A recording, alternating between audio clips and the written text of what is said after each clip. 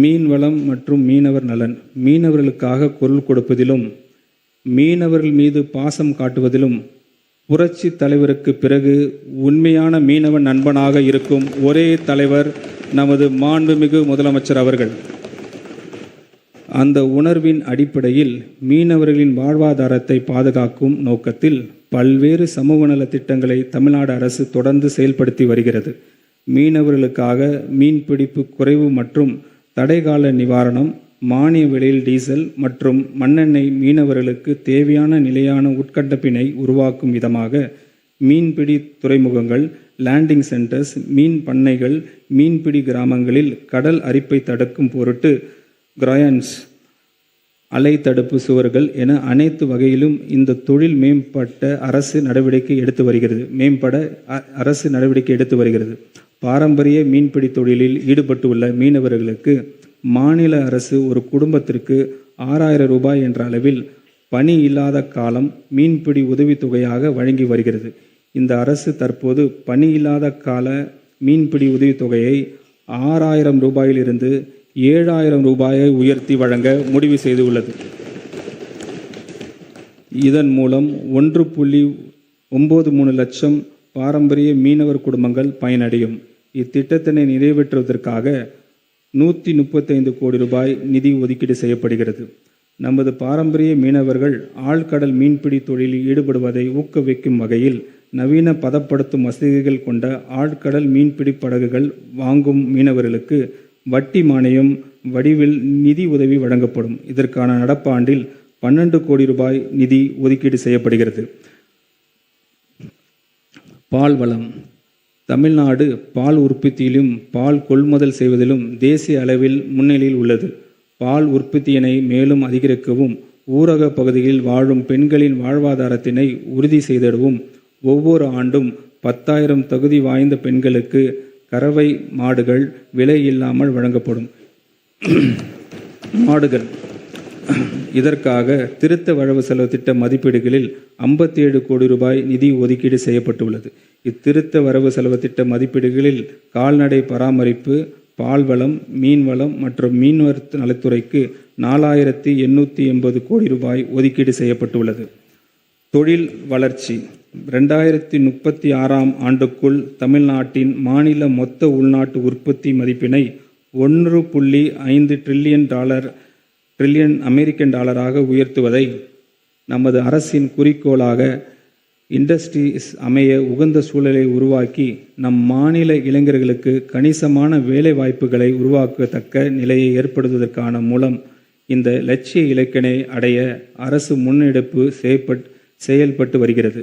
நமது அரசு பொறுப்பேற்றவுடன் 17,790 நேரடி மற்றும் மறைமுக வேலைவாய்ப்புகளை உருவாக்கும் 35,062 கோடி ரூபாய் மதிப்பிலான 7 புரிந்து உணர்வு ஒப்பந்தங்களில் கையெழுத்திடப்பட்டுள்ளன.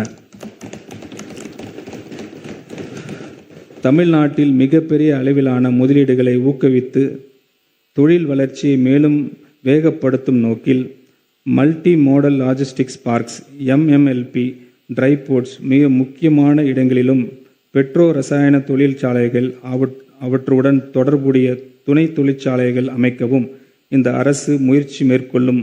மேலும் தமிழ்நாட்டில் புதிய துறைமுகங்களை அமைப்பதற்கான சாத்தியக்கூறுகளையும் இந்த அரசு ஆராயும். தொழில் மற்றும் பொருளாதார வளர்ச்சியில் முன்னணி மாநிலங்களில் ஒன்றாக திகழும் தமிழ்நாடு தன் நிலையை மேலும் மேம்படுத்திக் கொள்ளும் நோக்கில் ஒரு புதிய தமிழ்நாடு தொழில் கொள்கை வெளியிடப்படும். இக்கொள்கையை புத்தாக்கம் மற்றும் தொழில்நுட்ப அடிப்படையிலான வளர்ச்சி ஊக்குவிப்பதோடு எழுச்சி பெற்று வரும் புதிய தொழில் துறைகளையும் ஆதரித்து நிலையான வளர்ச்சி மற்றும் ஏற்றுமதி மேம்பாட்டை முன்னெடுக்கும் வகையில் வடிவமைக்கப்படும். மேலும் மாநிலத்தின் உற்பத்தி மற்றும் விநியோக தகுதிகளை பட்டியலிட்டு முதலீட்டாளர்கள் லோக்கல் எக்கோசிஸ்டமை ஆழமாய் புரிந்து கொள்ள உதவும். ஒரு காம்ப்ரஹென்சிவ் டிஜிட்டல் பிளாட்ஃபார்மாக தமிழ்நாடு தொழில் திறன் விவரப்பட்டியல் அரசு உருவாக்கும்.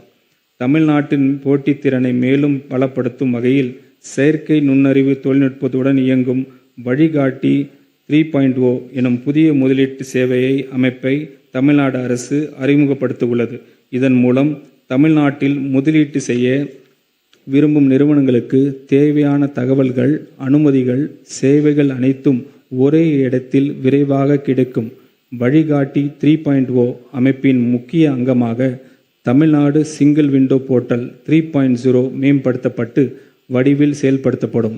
இதன் மூலம் தொழில் தொடங்குவதற்கு முதலீட்டு திட்டங்களுக்கும் தேவையான அரசு அனுமதிகள், அப்ரூவல்ஸ், தடையில்லாத சான்றிதழ்கள் ஒருங்கிணைத்து அவற்றை ஒரே இடத்தில் பெறலாம். இதன் மூலம் தமிழ்நாட்டில் தொழில் தொடங்குவதும் முதலீட்டு செய்வதும் மேலும் எளிதாக்கி புதிய முதலீடுகளை ஈர்ப்பதற்கு தொழில் வளர்ச்சியை வேகப்படுத்தும் வழி ஏற்படும். நம் மாநிலத்தோடு தங்களது நீண்டகால தொடர்புகளை கொண்ட குளோபல் தமிழ் சொசைட்டி திறமை, முதலீடு மற்றும் தொழில் முனைவு ஆகியவற்றில் அபார வளம் கொண்டுள்ளது. இந்த நல்லுணர்வு பயனுள்ள முதலீடுகளை மாற்றும் நோக்கில் தொழில் வழிகாட்டி நிறுவனத்தில் வெளிநாடு வாழ் தமிழர் முதலீட்டு சேவைகள் பிரிவு அமைக்கப்படும். இது குளோபல் தமிழ் சொசைட்டி தமிழ்நாட்டில் முதலீடுகளை எளிதாக்கி ஊக்குவிக்கும் வகையில் செயல்படும். தமிழ்நாட்டின் அனைத்து பகுதிகளிலும் சமமான மற்றும் சீரான வளர்ச்சி உறுதி செய்யும் நோக்கில் தொழில் வளர்ச்சியில் பின்தங்கிய மாவட்டங்களில் மாவட்ட வாரியான தொழில் வளர்ச்சி திட்டங்கள் மற்றும் அந்த மாவட்டங்களின் துறை சார்ந்த திறன்களை அடிப்படையாக கொண்டு தமிழ்நாட்டு தொழில் முன்னேற்றம் நிறுவனத்தால் சிப்காட் புதிய தொழில் பூங்காக்கள் உலகத்தரம் வாய்ந்த உட்கட்டமைப்புடன் முதலீட்டாளர்களுக்கு ஏற்ற வகையில் சுமார் 3200 கோடி ரூபாய் மதிப்பீட்டில் அடுத்த 5 ஆண்டுகளில் உருவாக்கப்படும். தென் தமிழ்நாட்டின் தூத்துக்குடி மற்றும் திருநெல்வேலி மாவட்டங்கள் விண்வெளி தொழில் முதலீட்டு மண்டலமாக அறிவிக்கப்படும். இதன் மூலம் தென் மாவட்டங்களில் தொழில் வளர்ச்சியில் ஒரு மிகப்பெரிய முன்னேற்றம் ஏற்படும். தூத்துக்குடி மாவட்டம் குலசேகர்பட்டினத்தில் அமைந்துள்ள விண்வெளி ஏவுதளத்தின் ஆகச்சிறந்த புவியியல் மற்றும் உத்தி சார்ந்த முக்கியத்துவத்தை அடிப்படையாக கொண்டு இந்த முதலீட்டு மண்டலம் அமையும்.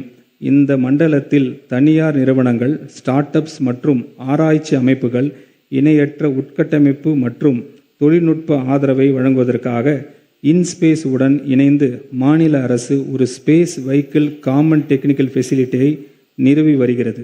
செயற்கை நுண்ணறிவு மற்றும் டீப் டெக் மேம்பாட்டிற்காக இந்தியாவின் முதல் செயற்கை நுண்ணறிவு மற்றும் புத்தாக்க நகரமாக அறிவாகம் உருவாக்கப்படும்.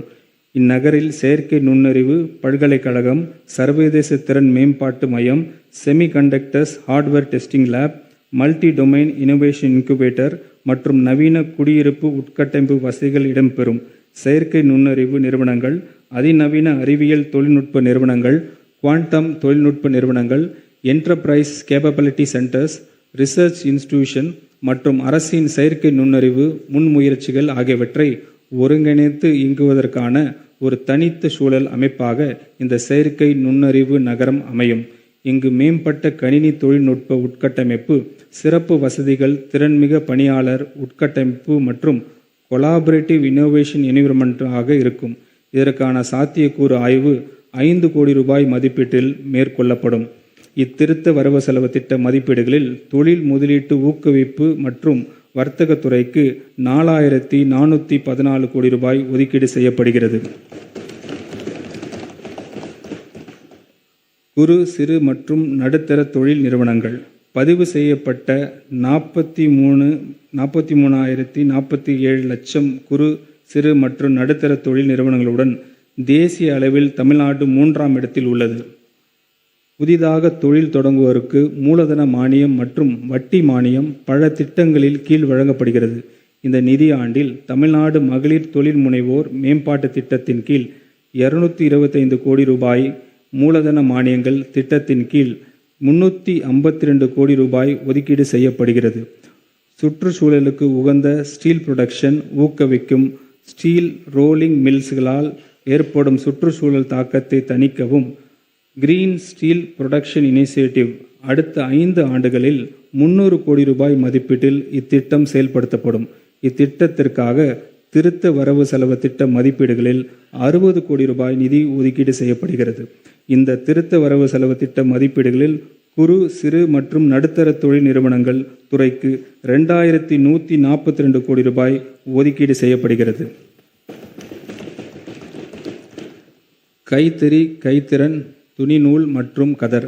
இந்தியாவின் முன்னணி ஜவுளி ஆடை, கைத்தறி, கைவினை மற்றும் உற்பத்தி தலங்களில் ஒன்றான தமிழ்நாட்டில் ஜவுளி ஆடை மற்றும் கைவினை துறைகளுக்கான வடிவமைப்பு, கல்வி, இனோவேஷன், ஆராய்ச்சி, தயாரிப்பு மேம்பாடு மற்றும் தொழில் முனைவோர் மேம்பாடு ஆகியவற்றை ஒருங்கிணைக்கும் ஒரு தனி நிறுவனம் இதுவரை இல்லை.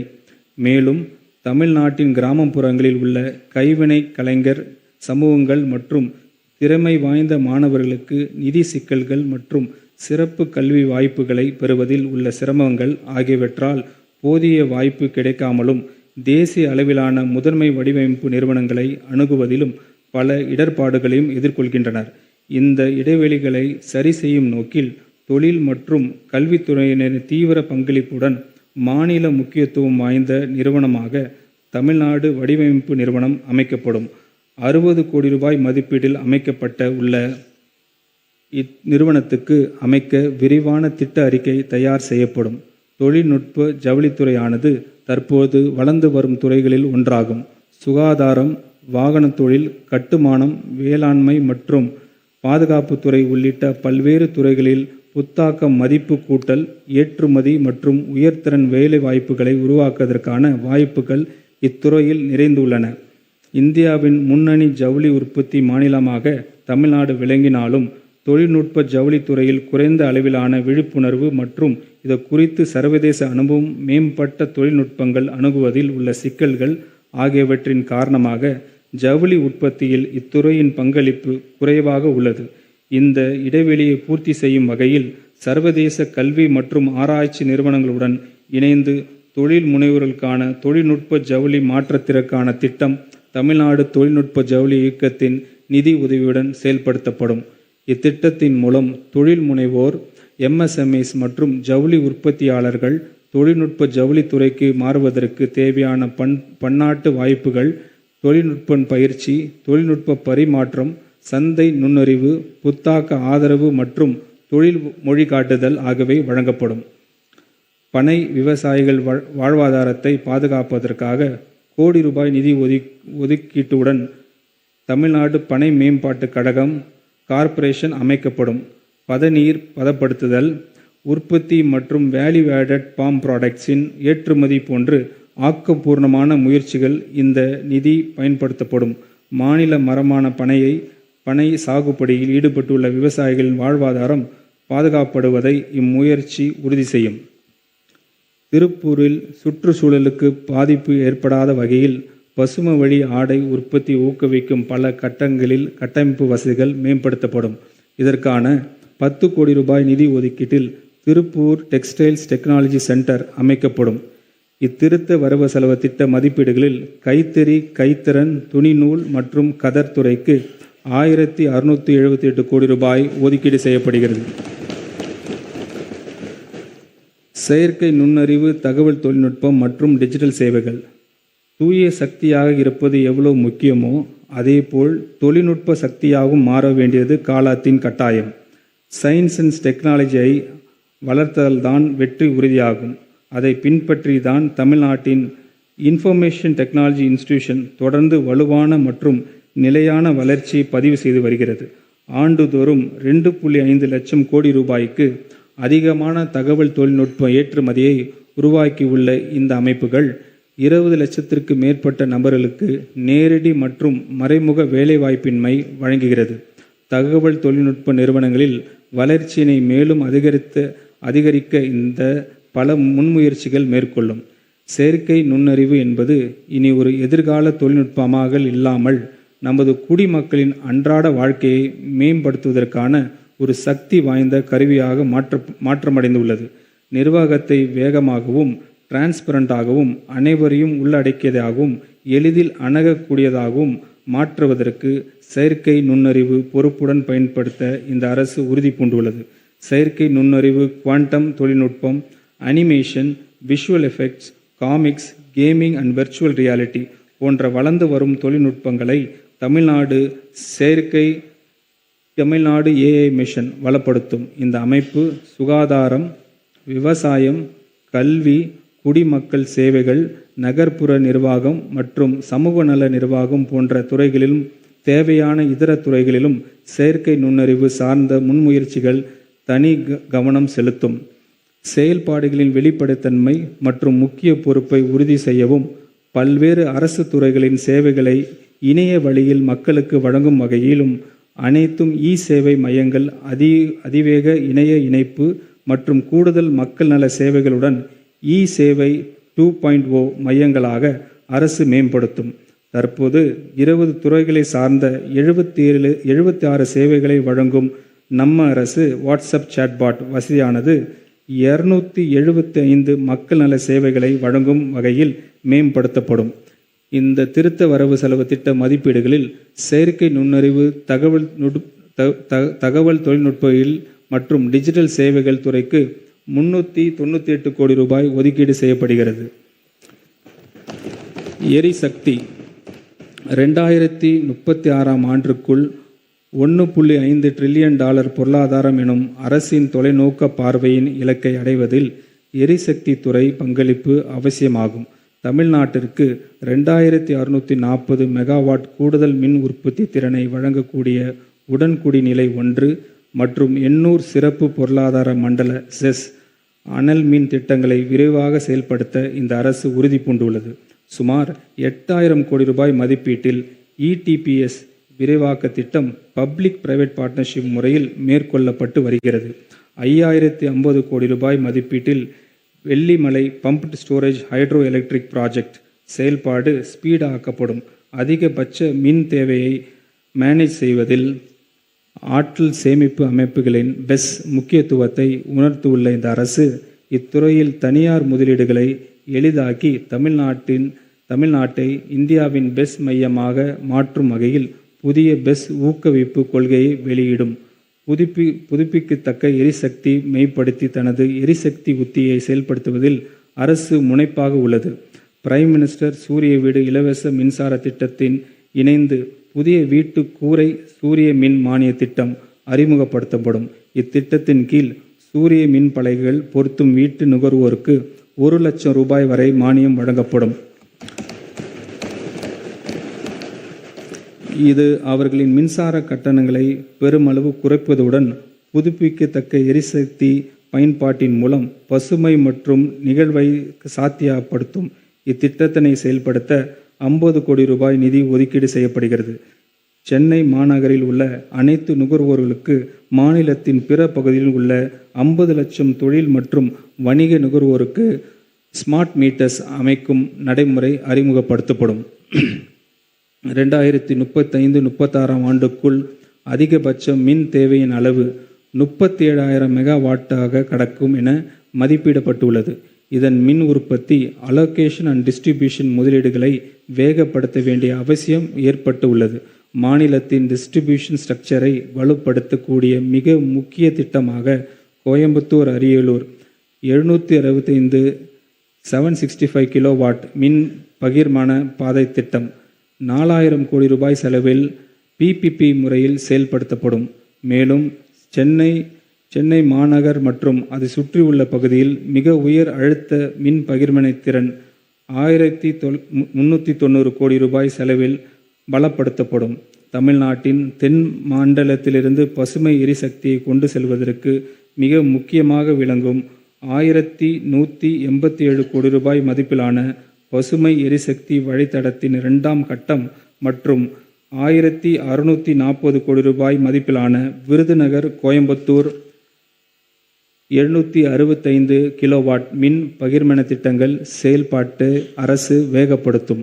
11,760 மெகாவாட் புதுப்பிக்கத்தக்க எரிசக்தியை கையாளக்கூடிய 6,884 கோடி ரூபாய் மதிப்பிலான பசுமை எரிசக்தி வழித்தடத்தின் 3ஆம் திட்டத்தை செயல்படுத்துவதற்காக தேவையான நிதி உதவியை பெறவும் அரசு நடவடிக்கை எடுக்கும்.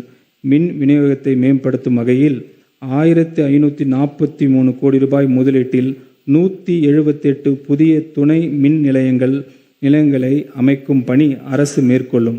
மேலும் 2000 கோடி ரூபாய் செலவில் 40,000 பழைய டிஸ்ட்ரிபியூஷன் டிரான்ஸ்ஃபார்மர்ஸை படிப்படியாக மாற்றப்படும். மின்சார வாகனங்களின் பயன்பாட்டினை ஊக்கப்படுத்தும் வகையில் PPP முறையில் அடுத்த 5 ஆண்டுகளில் மின்சார வாகனங்களுக்கான 20,000 பொது சார்ஜிங் நிலையங்கள் அமைக்கப்படும். இத்திட்டத்திற்காக நடப்பு நிதி ஆண்டில் 50 கோடி ரூபாய் நிதி ஒதுக்கீடு செய்யப்படுகிறது. அடுக்கு மாடி குடியிருப்போர் நல சங்கங்களில் மூலம் குடியிருப்புகளில் அமைக்கப்படும் மின் வாகன நிலையங்களுக்கு அரசு மானியம் வழங்கும். இதற்காக 5 கோடி ரூபாய் நிதி ஒதுக்கீடு செய்யப்படுகிறது. மாண்புமிகு முதலமைச்சர் அவர்களின் அறிவிப்புக்கு இணங்க 2 மாதங்களில் 500 யூனிட் வரை மின்சாரம் பயன்படுத்தும் நுகர்வோருக்கு வழங்கப்படும் விலையில்லா மின்சாரத்தை 100 யூனிட்டிலிருந்து 200 யூனிட்டாக உயர்த்தி வழங்குவதற்காக இந்த திருத்த வரவு செலவு திட்ட மதிப்பீடுகளில் 1545 கோடி ரூபாய் ஒதுக்கீடு செய்யப்படுகிறது. வீட்டு உபயோக நுகர்வோர், வேளாண் விவசாயிகள் என மின் நுகர்வோரின் பயன்பாட்டிற்கு வழங்கும் மானியத்தின் கீழ் இத்திருத்த வரவு செலவு திட்ட மதிப்பீடுகளில் 18,860 கோடி ரூபாய் ஒதுக்கீடு செய்யப்படுகிறது. தமிழ்நாடு மின்சார விநியோக கழகத்திற்கு இழப்பீடு நிதியாக 5,000 கோடி ரூபாய் ஒதுக்கீடு செய்யப்படுகிறது. இந்த திருத்த வரவு செலவு திட்ட மதிப்பீடுகளில் எரிசக்தி துறைக்கு 15,828 கோடி ரூபாய் ஒதுக்கீடு செய்யப்படுகிறது. வீட்டு வசதி மற்றும் நகர்ப்புற வளர்ச்சி. சென்னை பெருநகர் பகுதியின் எதிர்கால வளர்ச்சியை வழிநடத்தும் விதமாக சென்னை பெருநகர் வளர்ச்சி குழுமம் 1189 சதுர கிலோமீட்டர் பரப்பினை உள்ளடக்கிய 3ஆம் முழு திட்டத்தை தேர்ட் மாஸ்டர் பிளான் 2027-2046 தயாரித்து வருகிறது. சென்னை பெருநகர் பகுதியின் வேகமான விரிவாக்கத்தை கருத்தில் கொண்டு ஒருங்கிணைத்து திட்டமிடலின் தேவையை உணர்த்தும் 5,904 சதுர கிலோமீட்டர் பரப்பளவில் விரிவுபடுத்தப்பட்ட சென்னை பெருநகர் பகுதியினை ஒரு காம்ப்ரஹென்சிவ் மாஸ்டர் பிளான் அரசு தயாரிக்கும். இத்திட்டமானது நீண்டகால வளர்ச்சி மற்றும் மாற்றத்திற்கான ஒரு வரைபடமாக செயல்படும். மேலும் இந்த முழு திட்டம் குளோபல் பெஸ்ட் பிராக்டிசஸ் மற்றும் சர்வதேச அளவில் பாராட்டப்பட்ட பெருநகர் திட்டமிடல் கட்டமைப்புகளுடன் கம்பேர் செய்யப்பட்டு தரம் மதிப்பிடப்படும். இத்திட்டத்தினை நடைமுறைப்படுத்த அரசு 25 கோடி ரூபாய் நிதி ஒதுக்கீடு செய்கிறது. பிளாட்ஸ் மற்றும் கட்டடங்களுக்கான திட்ட அனுமதி தமிழ்நாட்டில் CMDA, DTCP, rural and urban local bodies என பல நிலைகளில் வழங்கப்படுகின்றன. எனவே CMDA, DTCP and local bodies போன்ற பல்வேறு துறைகளை ஒருங்கிணைத்து செயற்கை நுண்ணறிவு AI தொழில்நுட்பத்துடன் கூடிய இணைய வழி திட்ட அனுமதி தளம் single platform for efficient expedited development speed அறிமுகப்படுத்தப்படும். இதன் மூலம் தமிழ்நாட்டு முழுவதும் திட்ட அனுமதியானது குறிப்பிட்ட நேரத்தில் வெளிப்படைத்தன்மையுடன் மக்களுக்கு கிடைக்கும். இதனை செயல்படுத்துவதற்காக 40 கோடி ரூபாய் நிதி ஒதுக்கீடு செய்யப்படுகிறது. துரித நகர்மயமாக்கல் காரணமாக மிகவும் பாதிக்கப்படும் நகர்ப்புற ஏழை மக்களின் வாழ்க்கை நிலையை மேம்படுத்தும் நோக்குடன் தமிழ்நாடு அரசு அடிப்படை மற்றும் சமூக உட்கட்டமைப்பு வசதிகளுடன் அடுக்குமாடி குடியிருப்புகள் கட்டுதல், பயனாளிகள் சுயமாக வீடுகள் கட்டும் முறையின் கீழ் தனி வீடுகள் கட்டுதல், வாழ்வாதாரம் மற்றும் மேம்பாட்டு திட்டங்கள் உள்ளிட்ட பல்வேறு திட்டப் பணிகளை செயல்படுத்தி வருகிறது. இத்திட்டப் பணிகள் கீழ் பல்வேறு நிலைகளில் முன்னேற்றத்தில் உள்ள 24,131 அடுக்குமாடி குடியிருப்புகளை கட்டும் பணிகள் இந்த ஆண்டில் முடியும். மேலும் 14,194 அடுக்குமாடி குடியிருப்புகள் கட்டும் பணிகள் இந்த ஆண்டில் தொடங்கப்படும். இத்திட்டத்திற்காக 1,253 கோடி ரூபாய் நிதி ஒதுக்கீடு செய்யப்படுகிறது. குறைந்த வருமானம் கொண்ட குடும்பங்களுக்கு ஆற்றல் மிக்க இளைஞர்களுக்கு கண்ணியமான, பாதுகாப்பான மற்றும் தரமான குடியிருப்பு வசதியை பெறுவதை இந்த அரசு மேலான குறிக்கோளில் ஒன்றாகும். இதன் முன்னெடுத்து செல்லும் வகையில் தமிழ்நாடு நகர்ப்புற வாழ்விட மேம்பாட்டு வாரியத்தால் முதற்கட்டமாக சென்னை பெருநகர் பகுதியில் மாநகர் இளைஞர் மற்றும் குடும்ப வீட்டு வசதி திட்டம் மை ஹோம் என்ற முன்னோடி திட்டம் அறிமுகமாகும். இத்திட்டத்தின் கீழ் அடுத்த 7 ஆண்டுகளில் 1,00,000 வீடுகள் கட்டப்படும். இந்த லட்சிய திட்டத்தின் மூலம் பிரைவேட் பப்ளிக் பார்ட்னர்ஷிப் வாயிலாக சுமார் 15,000 கோடி ரூபாய் முதலீடு ஈர்க்கப்படும். இதற்கு ஊக்கமளிக்கும் வகையில் தமிழ்நாடு ஷெல்டர் ஃபண்டின் மூலம் 3,500 கோடி ரூபாய் வயபிலிட்டி கேப் ஃபண்டிங் வழங்கப்படும். இந்த கூட்டமைப்பு அடிப்படையிலான அணுகுமுறையுடன் டிஜிட்டல் ரெண்டல் வவுச்சர் முறையை அறிமுகப்படுத்துவதன் மூலம் குறைந்த வருமானம் கொண்ட குடும்பங்களுக்கு இளைஞர்களும் தங்களது வருமானத்திற்கு ஏற்ற பாதுகாப்பான மற்றும் கண்ணியமான குடியிருப்புகளை எளிதில் பெற நிலை உருவாக்கப்படும். இந்த முன்னோடி முயற்சி சென்னை பெருநகரத்தை அனைவருக்கும் சமமான வாய்ப்புகளையும் தரமான வாழ்க்கை தரத்தையும் பாதுகாப்பான குடியிருப்பு வசதியும் வழங்கும் பெருநகராக மாற்றுவதில் முக்கிய பங்காற்றும். இந்த திருத்த வரவு செலவு திட்ட மதிப்பீடுகள் வீட்டு வசதி மற்றும் நகர்ப்புற வளர்ச்சி துறைக்கு 8,852 கோடி ரூபாய் ஒதுக்கீடு செய்யப்படுகிறது. நகராட்சி நிர்வாகம் மற்றும் குடிநீர் வழங்கல் municipal administration and water supply மாநிலத்தின் அடுத்த கட்ட வளர்ச்சி பயணத்தின் அத்தியாயம் தமிழ்நாட்டின் நகர்ப்புற பகுதிகளில் இருந்து தொடங்கும். நகர்ப்புற உட்கட்டமைப்பில் உள்ள கேப்ஸை பூர்த்தி செய்து நமது நகர்ப்புற உள்ளாட்சி அமைப்புகளின் ஒவ்வொரு குடிமக்களும் பயன்பெறும் வகையில் சிறந்த வாழ்க்கை தரத்தை வழங்கும் நோக்கில் நகர்ப்புற உட்கட்டமைப்பு குடிநீர் வழங்கல், நிலத்தடி கழிவுநீர் வடிகால் அமைப்பு, இன்டகிரேட்டட் சாலிட் வேஸ்ட் மேனேஜ்மெண்ட், நகர் சாலைகள், நகர்ப்புற போக்குவரத்து, பசுமை பரப்பு விரிவாக்கம், நகர்ப்புற நீர்நிலைகளின் பாதுகாப்பு, சமூக உட்கட்டமைப்பு, பெண்கள் மற்றும் குழந்தைகளின் பாதுகாப்பு, செயற்கை நுண்ணறிவு சார்ந்த மின் ஆளுமை மற்றும் எக்ஸ்க்ளூசிவ் நகர்ப்புற பொது சுகாதார மேம்பாட்டு இயக்கம் ஆகியவற்றை ஒரே கூரையின் கீழ் இணைக்கும் ஒருங்கிணைந்த இயக்கமான முதலமைச்சரின் ஒருங்கிணைந்த நகர்ப்புற மேம்பாட்டு திட்டத்தினை அறிவிப்பதில் நான் பெருமகிழ்ச்சி கொள்கிறேன்.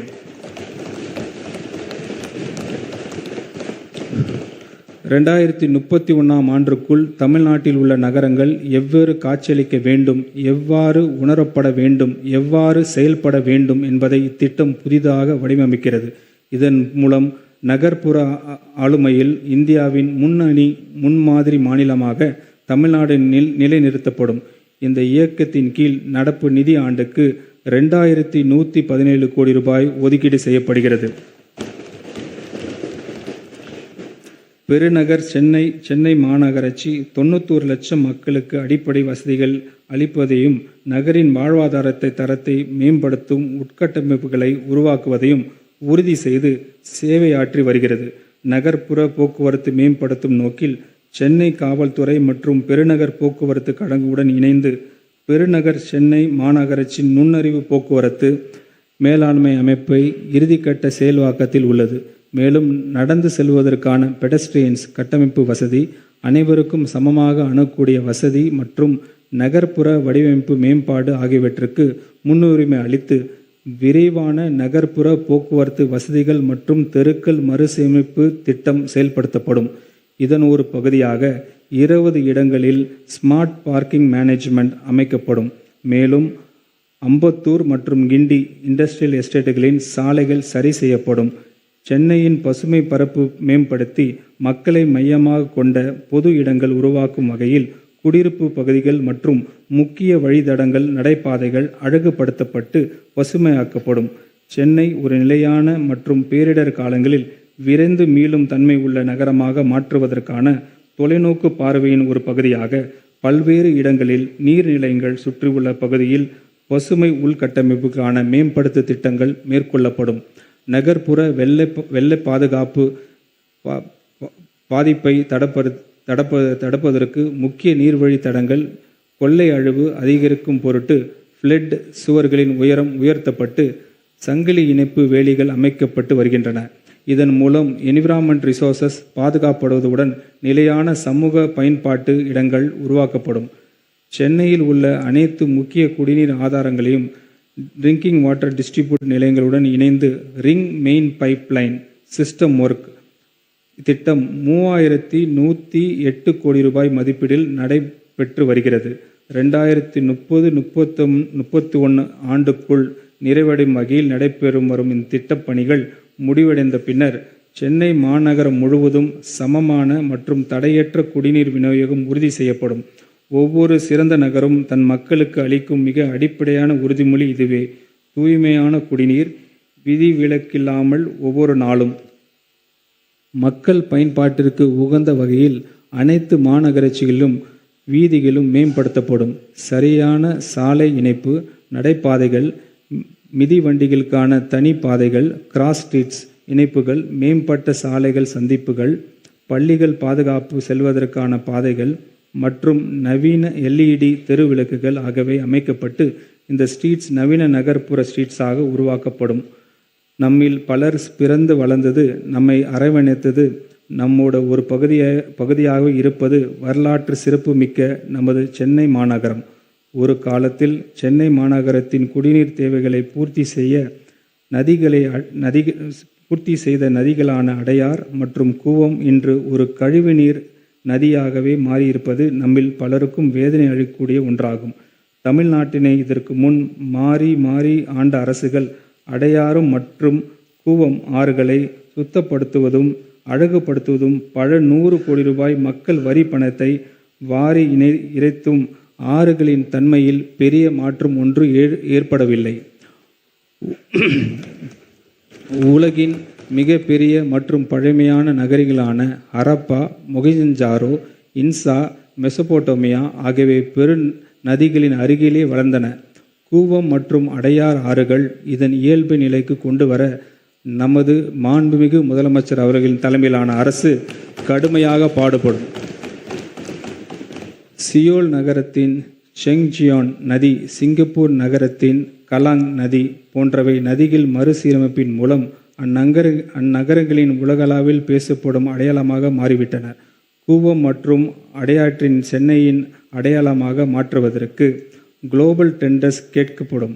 விரைவான சாத்தியக்கூறு அறிக்கை மற்றும் விரைவான திட்ட அறிக்கை தயார் செய்யப்படும். கூவம் மற்றும் அடையார் ஆறுகளில் பொதுமக்கள் படகு சவாரி செய்வதும் குழந்தைகள் ஆனந்த குழியில் ஈடுபடுவதையும் அனைத்து வயதினரும் நதிக்கரையில் உடற்பயிற்சி செய்து தூய்மையான காற்றை சுவாசிப்பதும் நமது அரசு உறுதி செய்யும்.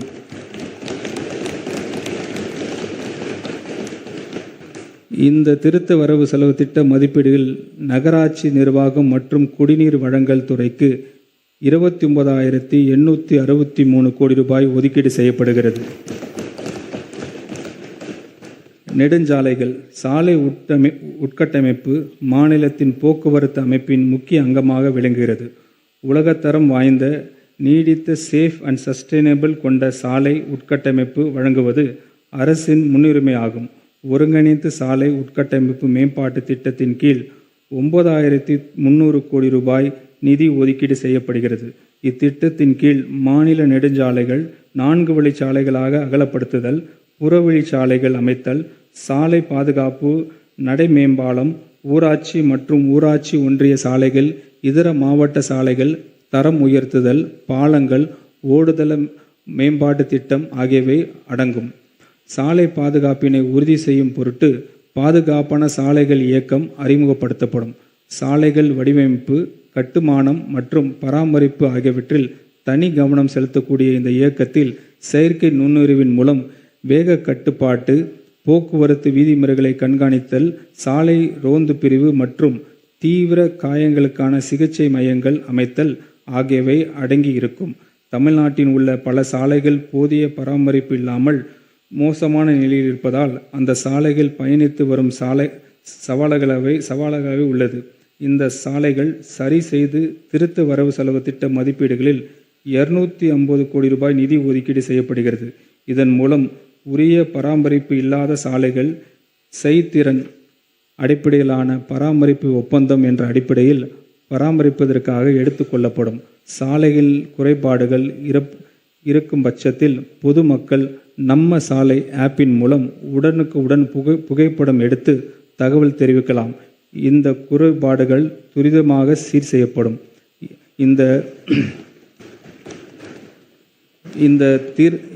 இந்த திருத்த வரவு செலவு திட்ட மதிப்பீடுகளில் நெடுஞ்சாலைகள் மற்றும் சிறு துறைமுகல் துறைக்கு 21,524 கோடி ரூபாய் ஒதுக்கீடு செய்யப்படுகிறது. போக்குவரத்து, தமிழ்நாடு மாநில போக்குவரத்து கழகங்களில் வாகன தொகுப்பை நவீனமயமாக்க வேண்டியதன் அவசியத்தை இந்த அரசு நன்கு உணர்ந்துள்ளது. இந்த நோக்கத்தில் கிராஸ் காஸ்ட் கான்ட்ராக்ட் கீழ் மின்சார பேருந்துகள் இந்த அரசு இயக்க உள்ளது. நடப்பு நிதி ஆண்டில் சென்னை மாநகர போக்குவரத்து கழகத்திற்கு குளிர்சாதன வசதிகளை கொண்ட 1000 புதிய மின்சார பேருந்துகள் கொள்முதல் செய்யப்படும். பேருந்து பணிமனைகளில் மின்சார பேருந்துகளுக்கான மின்சாரம் மற்றும் இயந்திரவியல் சார்ந்த வசதிகளை ஏற்படுத்துவதற்காக திருத்த வரவு செலவு திட்ட மதிப்பீடுகளில் 500 கோடி ரூபாய் நிதி ஒதுக்கீடு செய்யப்படுகிறது. போக்குவரத்து கழகங்கள் மானியமாக 7,675 கோடி ரூபாய், வயாபிலிட்டி கேப் ஃபண்டிங் 2,650 கோடி ரூபாயும், பங்கு மூலதன உதவியாக 1,005 கோடி ரூபாயும் திருத்த வரவு செலவு திட்ட மதிப்பீடுகளில் ஒதுக்கீடு செய்யப்படுகிறது. இந்த திருத்த வரவு செலவு திட்ட மதிப்பீடுகளில் போக்குவரத்து துறைக்கு 13,561 கோடி ரூபாய் ஒதுக்கீடு செய்யப்படுகிறது. மெட்ரோ ரயில் திட்டங்கள். சென்னை மெட்ரோ ரயில் திட்டத்தின் 118.9 கிலோமீட்டர் நீளத்தில் 3 வழித்தடங்கள் கொண்ட ஃபேஸ் 2 இன் பணிகள் 63,246 கோடி ரூபாய் மதிப்பீட்டில் முழு வீச்சில் நடைபெற்று வருகின்றன.